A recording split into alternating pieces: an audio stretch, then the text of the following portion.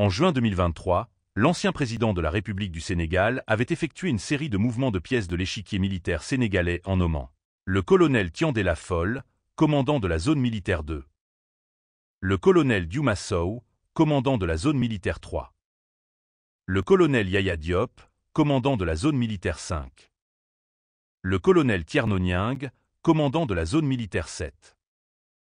Les écoles et instituts de formation de la brillante armée sénégalaise avaient également été remaniés avec les nominations suivantes.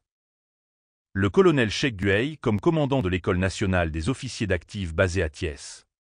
Le colonel Abdoulaye Mbeng comme commandant du Prytanée militaire de Saint-Louis.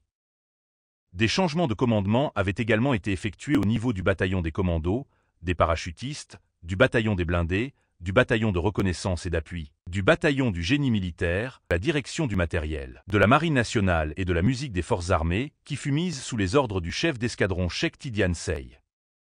Lors de cette série de nominations, le général Souleymane Kandé avait été placé à la tête de l'armée de terre, et promu en même temps coordonnateur des opérations spéciales.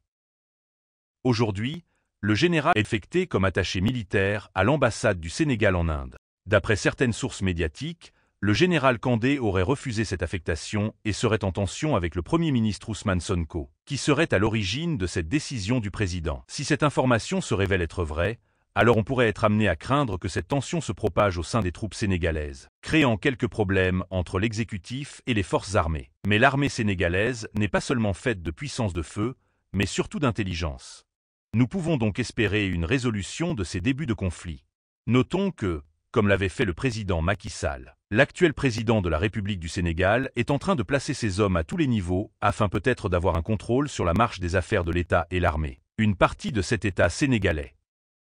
Si nous obtenons d'autres informations plus avérées sur cette affaire, nous n'hésiterons pas à vous en faire part.